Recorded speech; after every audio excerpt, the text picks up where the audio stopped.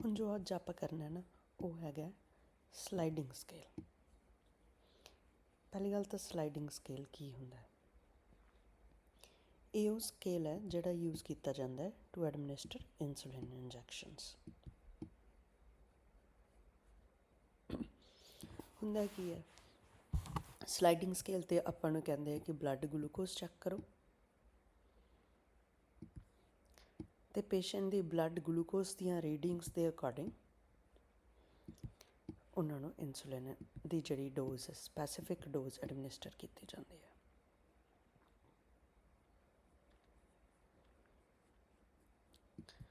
ਸੋ patient ਦੀ blood glucose reading ਦੇ according ਹੀ ਉਹਦੀ ਜਿਹੜੀ ਡੋਜ਼ ਡਿਸਾਈਡ ਕੀਤੀ ਜਾਊਗੀ। ਮਤਲਬ ਪੂਰੀ ਇੱਕ ਰੇਂਜ ਆਫ ਡੋਜ਼ਿਸ ਦਿੱਤੀ ਜਾਂਦੀ ਹੈ। ਮਤਲਬ ਕਿ ਜੇ ਬਲੱਡ ਗਲੂਕੋਜ਼ ਸੀਗੀ 0 to 10 ਤਾਂ ਉਹਨੂੰ 2 ਯੂਨਿਟਸ ਦੇਣੀਆਂ।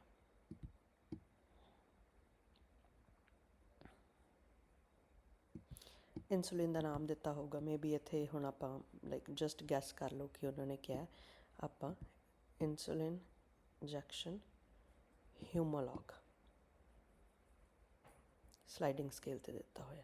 ਤਾਂ ਸਲਾਈਡਿੰਗ ਸਕੇਲ ਦਾ ਫਾਰਮੈਟ ਕੁਛ ਇਹੋ ਜਿਹਾ ਹੁੰਦਾ ਹੈ ਕਿ ਉਹਨਾਂ ਨੇ ਤੁਹਾਨੂੰ ਇੱਕ ਰੇਂਜ ਦਿੱਤੀ ਹੋਈ ਹੈ ਅਤੇ they want us to check the blood glucose and administer insulin based on the glucose readings.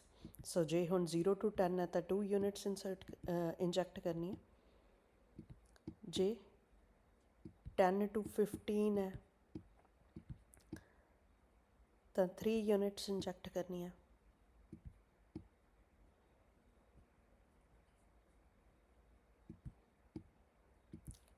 Fifteen to 20 ਹੈ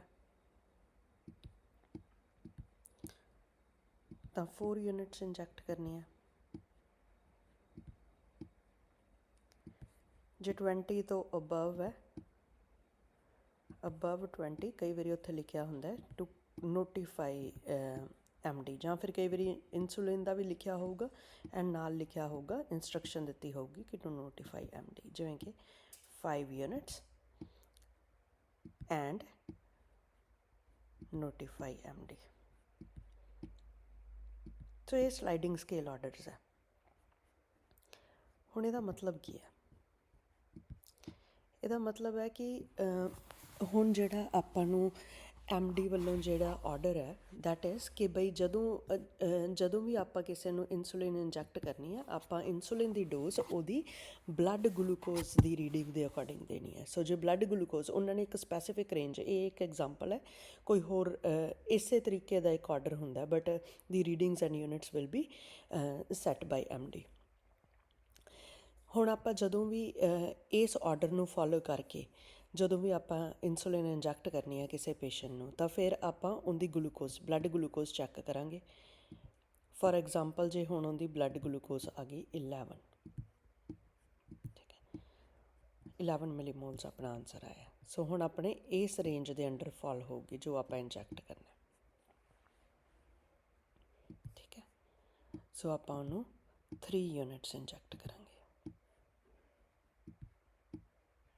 3 ਯੂਨਿਟਸ ਆਫ ਇਨਸੂਲਿਨ ਆਪਾਂ ਉਹਨੂੰ ਦੇਵਾਂਗੇ, ਠੀਕ ਹੈ। ਕਈ ਵਾਰੀ ਇਹ ਦੋ sliding scale in addition to regular order ਦਿੱਤਾ ਹੁੰਦਾ, ਮਤਲਬ ਕਿ ਰੈਗੂਲਰ ਉਹਨੂੰ ਜੇ ਕਹਿ ਲਓ ਕਿ ਉਹਨੂੰ ਰੈਗੂਲਰ ਇਨਸੂਲਿਨ ਲੈਂਟਸ ਦਾ ਆਰਡਰ ਹੈਗਾ, ਜਾਂ ਫਿਰ ਰੈਗੂਲਰ ਇਨਸੂਲਿਨ ਜੇ ਲੈਂਟਸ ਦਾ ਆਰਡਰ ਹੈਗਾ ਅਤੇ ਪਲੱਸ ਜਿਹੜੀ ਉਹਨੂੰ ਜਿਹੜੀ ਸਲਾਈਡਿੰਗ ਸਕੇਲ ਇਨਸੂਲਿਨ ਹਿਊਮੋਲੌਗ ਹੈ, ਫਿਰ ਆਪਾਂ ਉਹਨੂੰ ਲੈਂਟਸ ਵੀ ਦੇਵਾਂਗੇ ਅਤੇ ਇਨਸੂਲਿਨ ਹਿਊਮੋਲੌਗ ਵੀ ਦੇਵਾਂਗੇ। ਇਨਸੂਲਿਨ ਲੈਂਟਸ ਜਿਹੜਾ ਵੀ ਉਹਦਾ ਆਰਡਰ ਹੋਇਆ ਉਸ ਆਰਡਰ ਨੂੰ ਫੋਲੋ ਕਰਕੇ ਦੇਵਾਂਗੇ ਅਤੇ ਨਾਲ ਇਨਸੂਲਿਨ ਇੰਜੈਕਸ਼ਨ ਹਿਊਮੋਲੌਗ ਉਹਨੂੰ ਅੱਡ ਸਰਿੰਜ ਦੇ ਵਿੱਚ 3 ਯੂਨਿਟਸ ਦੇਵਾਂਗੇ। ਬਟ ਜੇ ਉੱਥੇ ਮੇ ਬੀ ਉਹਨੂੰ ਇੰਜੈਕਸ਼ਨ ਹਿਊਮੋਲੌਗ ਦਾ ਇੱਕ ਰੈਗੂਲਰ ਆਰਡਰ ਹੈ ਮਤਲਬ ਕਿ ਵਿਦ ਮੀਲਸ 3 ਟਾਈਮਸ ਅ ਡੇ ਉਹਨੂੰ ਆਪਾਂ 2 ਯੂਨਿਟਸ ਦੇਣੀਆਂ ਹੀ ਦੇਣੀਆਂ, ਠੀਕ ਹੈ। ਪਲੱਸ ਆਪਣਾ ਸਲਾਈਡਿੰਗ ਸਕੇਲ ਆਰਡਰ ਹੈ। ਫਿਰ ਇਹ ਕਹਿ ਲਓ ਕਿ ਕਰੈਕਸ਼ਨ ਡੋਜ਼ ਬਣ ਜਾਂਦੀ ਹੈ। ਫਿਰ ਆਪਾਂ ਕੀ ਕਰਾਂਗੇ ਕਿ ਉਹਨੂੰ ਜਿਹੜਾ ਆਪਾਂ ਉਹਨੂੰ ਕਹਿੰਦੇ ਆ ਕਿ 2 ਯੂਨਿਟਸ ਆਪਾਂ ਦੇਣੀਆਂ ਹੀ ਦੇਣੀਆਂ ਵਿਦ ਮੀਲਸ, ਜਿਹੜੀਆਂ 2 ਯੂਨਿਟਸ ਦੇਣੀਆਂ ਪਲੱਸ ਜਿਹੜਾ ਵੀ ਉਹਦੀ ਬੀਜੀ ਬਲੱਡ ਗਲੂਕੋਜ਼ ਦੇ ਅਕੋਰਡਿੰਗ ਜਿੰਨੀਆਂ ਵੀ ਯੂਨਿਟਸ ਆਪਾਂ ਉਹਨੂੰ ਇੰਜੈਕਟ ਕਰਨੀਆਂ ਹੋਣਗੀਆਂ ਉਹ ਐਡ ਔਨ ਕਰਕੇ ਸੇਮ ਸਰੇਂਜ 'ਚ ਫਿਲ ਕਰਕੇ ਫਿਰ ਉਹਨੂੰ 5 ਯੂਨਿਟਸ, ਮਤਲਬ ਹੁਣ ਇਹਦੇ ਵਿੱਚ ਜੇ ਪਹਿਲਾਂ ਉਹਨੂੰ 2 ਯੂਨਿਟਸ ਦਾ ਰੈਗੂਲਰ ਆਰਡਰ ਹੈਗਾ ਹੀ ਹੈਗਾ ਤਾਂ 11 ਦੇ ਨਾਲ ਫਿਰ ਆਪਾਂ 3 ਯੂਨਿਟਸ ਐਡ ਔਨ ਕਰਕੇ ਦੇਵਾਂਗੇ। ਸੋ ਆਪਾਂ ਉਹਨੂੰ 5 ਯੂਨਿਟਸ ਹਿਊਮਨ ਇੰਜੈਕਟ ਕਰਾਂਗੇ।